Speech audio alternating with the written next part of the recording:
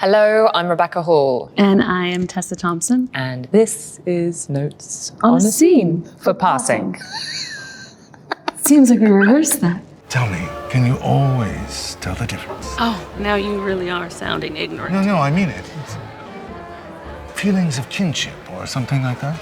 Hugh, stop talking to me like you're writing a piece for the National Geographic. I can tell same as you. This scene is in the dance for the NWL, which is kind of analogous to the NAACP. Irene is sat with the character Hugh Wentworth, as played marvelously by Bill Camp. And they have this private, sort of covert discussion that is, I kind of want to say, in a sort of safe arena. Mm-hmm. Like they're both playing a game of alluding to each other's secrets. Bianca and co are always raving on about the good looks of some Negro, especially an unusually dark one, like Ralph Hazelton there. This was in Harlem. It was in a community church hall that wasn't actively being used as a church, or maybe the downstairs part was, but there was this big open hall area in the top. This scene, and also just watching how beautiful everyone looked while dancing. Mm-hmm. To see that many Black folks in a room, mostly Black folks in a room, looking gorgeous, dancing, laughing, smiling, was really special. We were shot handheld for a lot of the dance stuff, and we had like kind of, some master cooks in our arsenal that were straightforward for more crystal clear moments. But a lot of the stuff that we shot was on a low-mo, which I think this shot is low-mo. It is definitely, because as you can see where I'm marking here, there is a softness and an out of focusness on the top of the bottom of the frame. So not only are we being compressed by the 4:3 this way, we're also being slightly fuzzied out at the top and the bottom of the frame. And I loved this lens when I saw it, because I thought it articulated something of Irene's, like we shouldn't rely that she's seeing clearly, literally. So it becomes fuzzy and it becomes increasingly fuzzy in different key moments. Also, do you think something about 4:3 is that there's all this stuff point out 4:3 that you don't get to see? Yeah. Oh yeah. In the frame, right? The thing I love about 4:3 is that it's very confronting, I think, on the face. Like this shot is an example of a two shot, which is slightly different. But when it's just a single, like imagine if this were that, there's just no room. It's just no room. Face. It's all face. It's like a headshot. Which for a film about faces and how they're seen, how they're judged, who's seeing them as what, who's saying what they look like, I think it focuses the eye. The photographer Gordon Parks. Yeah. I thought about that quote of his, "You should teach the eye to listen before it sees." Oof. I always thought that was very applicable to a lot of this movie. Ralph Hazelton there. Dozens of women have declared him fantastically handsome. What do you think? Is he? No, and I don't think anyone else would either. Here we have the extraordinary Ruth Negga. Now, the flash of daring pink.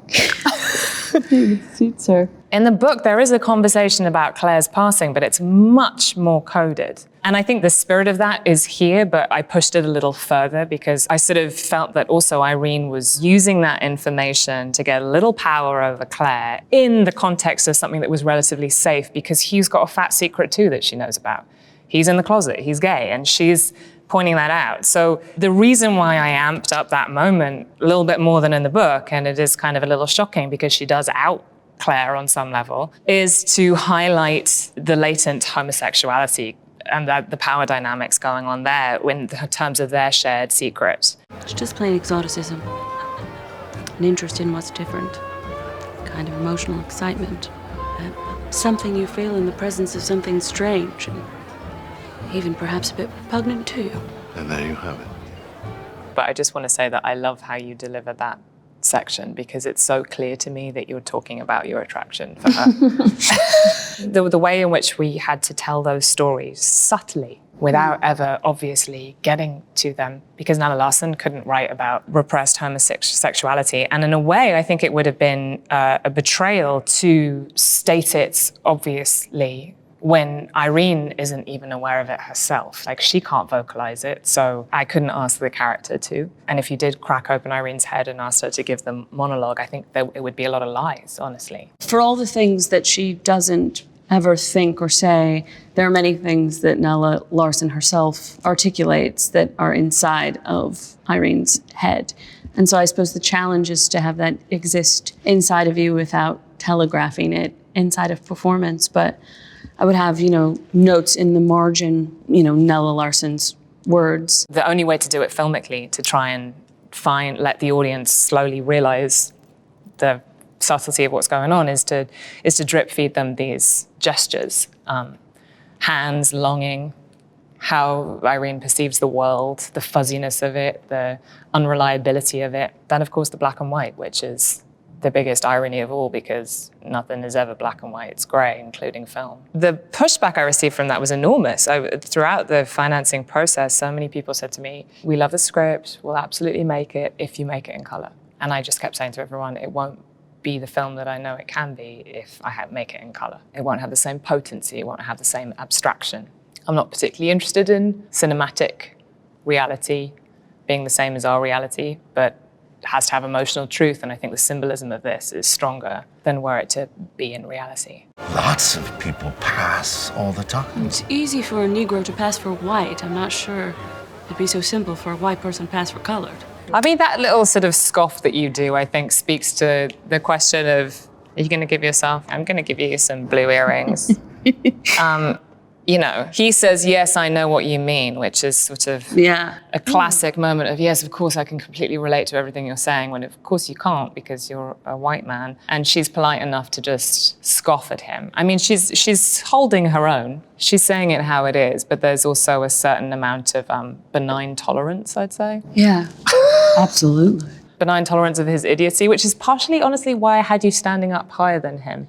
I wanted him to feel like a little child. Oh, that's so interesting.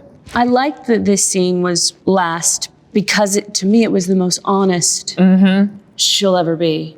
And so I had all the time to figure out the emotional landscape of the character. And I think it might have been a different scene had we not known that. No, it's true. It's absolutely true. I mean, she is kind of completely different with Hugh than she is with anyone. Completely different. It's like it's the only place where she's allowed to be a little. You see something that's a little bit caustic in her, which I love. You see this slightly kind of catty, confrontational person. You think if you were really free to be who you really are, she'd be quite fun. Don't you kind think? of a firecracker and kind of fun. She might not be on the dance floor, but she could make you laugh. And it is a talented conversationalist. That's so true. Yeah. You're being unusually cryptic this evening. And you are being an ass. I just mean, we're all of us passing for something or other.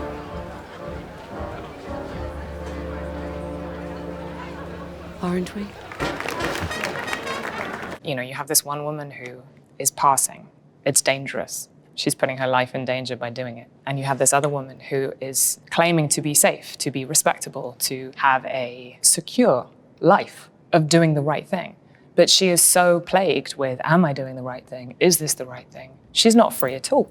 So they're both in trouble in that respect. I think that when I read the book, and I was also thinking about how this related to passing in my own family and what the legacy of that was to me, it's hard not to be confronted with the no small irony that the systems of white supremacy and racism that forced people to make these choices to pass in order to have a better life, also I privilege from as someone who looks white.